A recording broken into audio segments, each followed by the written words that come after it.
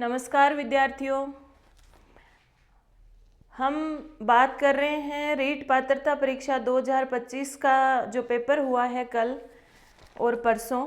उसमें जो संस्कृत भाषा के प्रश्न आए हैं भाषा द्वितीय के रूप में, लेवल फर्स्ट में भाषा 2 के जो प्रश्न आए हैं और जो प्रश्न हमें प्राप्त हुए हैं, हालांकि ऑप्शन प्राप्त नहीं हुए प्रश्नों के क्योंकि पेपर प्राप्त नहीं हुआ है अभी।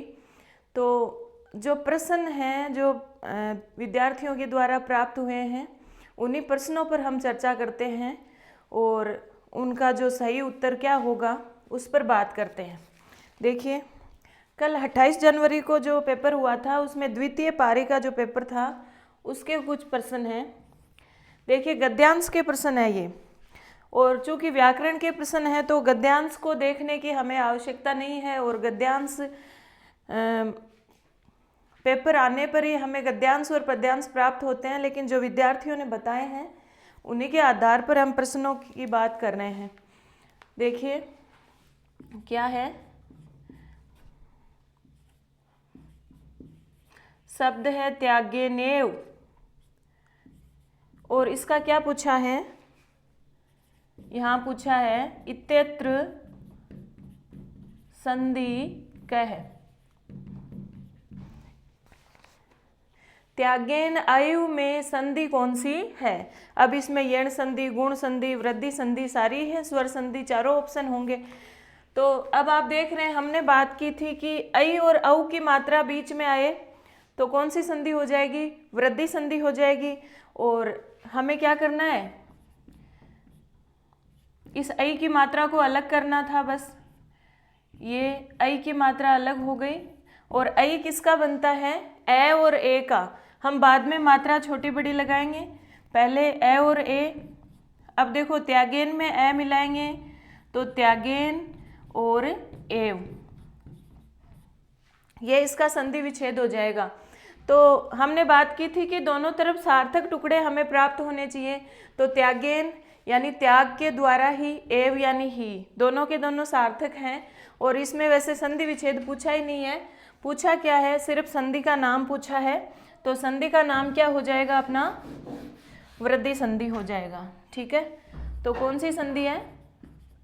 वृद्धि संधि। दूसरा प्रश्न जो है वो ये है,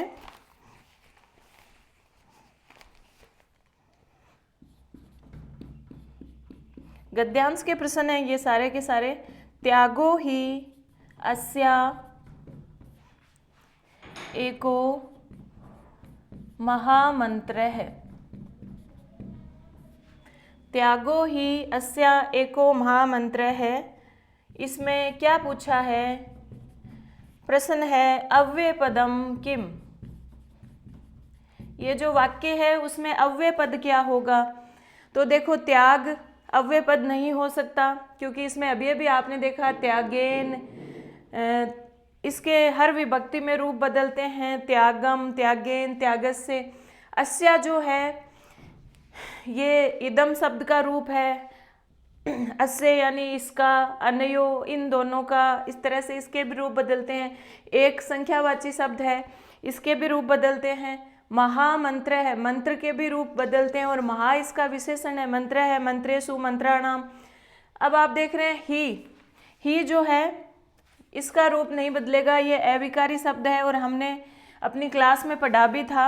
एव, ही, चय, अपि, ये सारे क्या हैं? अव्यय शब्द हैं, अविकारी शब्द हैं। किसी भी विभक्ति, रूप, किसी भी वचन या पुरुष में, लिंग में इनका रूप परिवर्तित नहीं होता। तो ही क्या हो गया? अव्यय शब्द हो गया, अव्यय पद हो गया। अगला जो प्रश्न है वो ये है कि सभ्यता में कौन सा प्रत्यय है? सभ्यता शब्द में हमें कह प्रत्यय पूछा है। अब आप देख रहे हैं इसमें देखो ऑप्शन दिए हैं, तल, त्रिच, तय और क्षत्रि। मैंने आपको कहा था कि जो प्रत्यय वाला प्रश्न है उसमें आप है ना ऑप्शन देख लीजिएगा तो आसानी होगी करने में।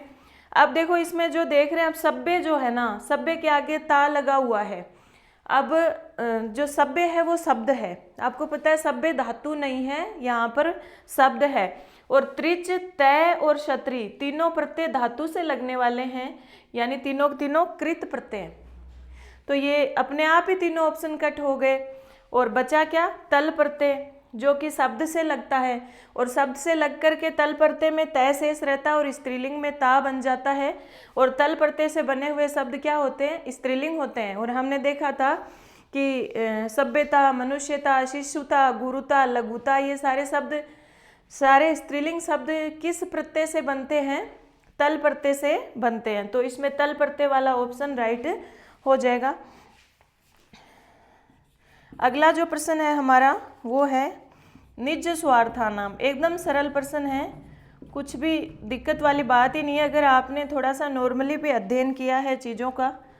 निज स्वार्थानाम पदे का विभक्ति,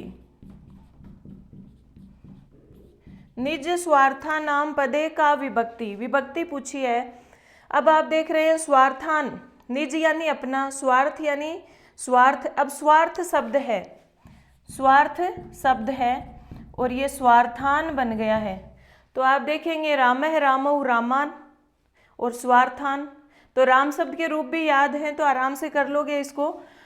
रामम रामौ रामान किस विभक्ति में है, द्वितीया में, तो ये द्वितीया का बहुवचन है। अगला प्रश्न है भारतीय संस्कृति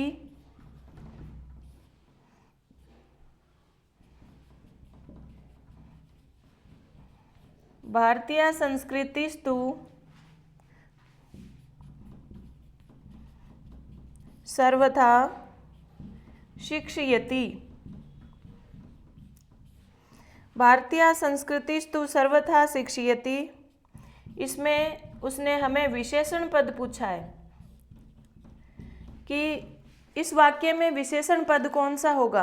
तो सीधा सीधा दिख रहा है संस्कृति शब्द विशेष्य है और संस्कृति की विशेषता कौन बता रहा है, भारतीय।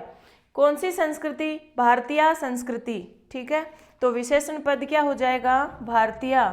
विशेषण विशेष्य का टॉपिक आपको बहुत अच्छी तरह से करवाया मैंने कि जो विशेषता बताने वाला पद होता है वो विशेषण होता है, तो भारतीय इसमें विशेषण हो जाएगा।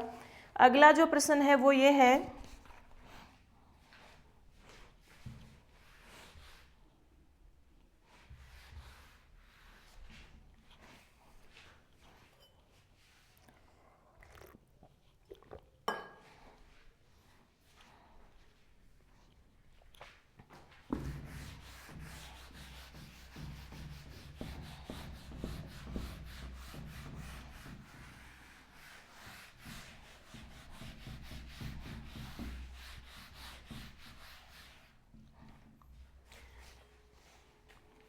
अगला प्रश्न है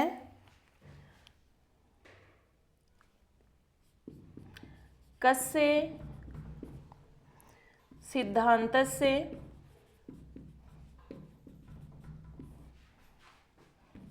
अनुकरणेन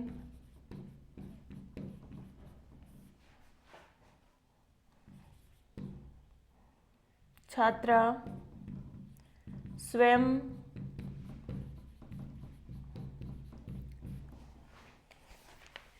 किम अपि कार्यं कृत्वा अवगच्छन्ति, कि किस सिद्धांत के द्वारा, किस सिद्धांत का अनुकरण करके, किस सिद्धांत के अनुकरण के द्वारा छात्र स्वयं किम अपि कार्यं कृत्वा अवगच्छन्ति, स्वयं ही कुछ कार्य करके समझते हैं। तो इसमें मतलब छात्र कार्य करेंगे अपने आप कार्य करेंगे तो वो क्या रहेंगे, क्रियाशील रहेंगे। तो इसमें ऑप्शन में क्रियाशीलता का सिद्धांत है, तो इसमें क्रियाशीलता का सिद्धांत सही हो जाएगा। इसका उत्तर क्या हो जाएगा, क्रियाशीलतायाः सिद्धांत है। क्रियाशीलता के सिद्धांत का अनुकरण करके छात्र स्वयं कार्य करते हुए सीखते हैं। अगला जो प्रश्न है वो ये है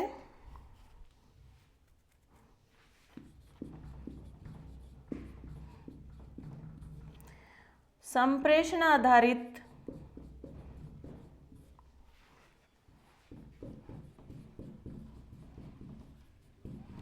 गतिविधिं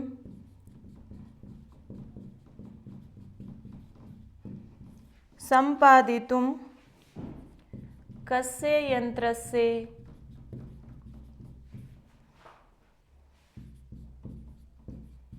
महती उपयोगिता विद्यते।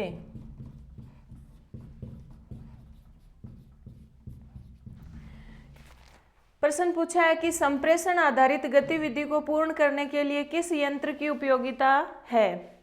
अब इसमें चित्र दे रखा है, मानचित्र दे रखा है, पुस्तक, श्याम फलक। तो मानचित्र, पुस्तक, श्यामपट्ट ये संप्रेषण के साधनों में नहीं हो सकते, और साथ में संगणक यंत्र दे रखा है, कंप्यूटर। तो महती उपयोगिता किसकी है? संप्रेषण के लिए महती उपयोगिता। तो इसमें मानचित्र नहीं होगा, पुस्तक नहीं होगा, श्यामपट्ट नहीं होगा, और क्या हो जाएगा? संगणक। संगणक क्या होता है? कंप्यूटर। तो ये सर्वे साधन भी है, दृश्य भी है, इसके द्वारा संप्रेषण हो सकता है, यानी संदेश भेजे जा सकते हैं, प्राप्त किए जा सकते हैं, सारे कार्य होते हैं। तो इसमें क्या हो जाएगा? संगणक यंत्र से। इसका उत्तर क्या हो जाएगा? संगणक यंत्र से। अगला हमें पूछा है कि माहेश्वर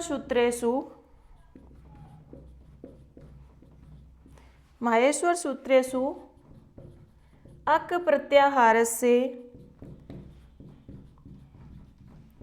वर्णा भवन्ति, कि माहेश्वर सूत्रों में अक प्रत्याहार के वर्ण कौन से हैं। तो हमने अच्छी तरह से देखा था माहेश्वर सूत्रों को बार बार। ए ई उ, अणय को नहीं लेंगे इसमें, क्योंकि अणय इत संज्ञक है। ए ई उ और फिर ए ई उ ने रील रीक है, यहाँ तक अक प्रत्याहार है। तो ए ई उ इत संज्ञक अणय को छोड़ देंगे, और फिर किसको लेंगे? री और लरी, और फिर कै इसमें नहीं आएगा। तो कितने वर्ण आ जाएंगे? ए ई उ, री और लरी।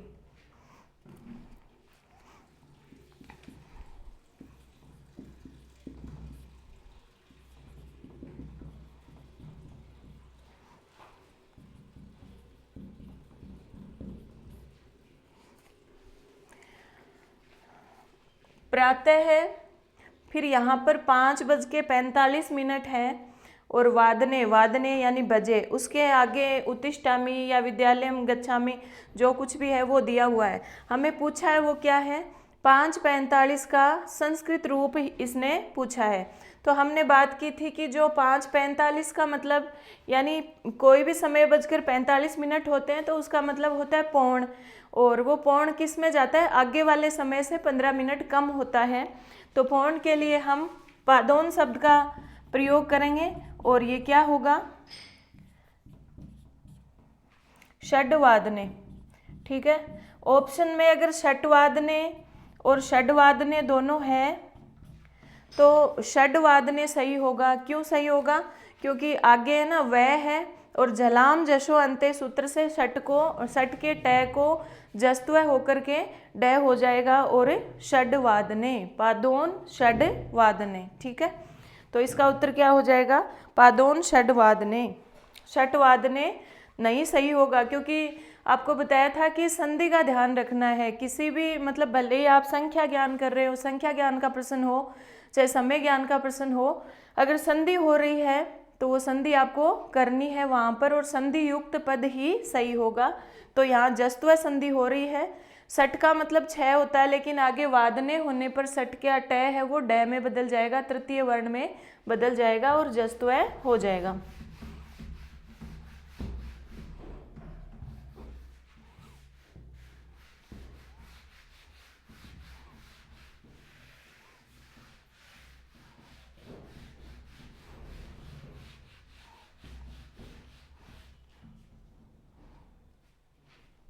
आगे देखिए,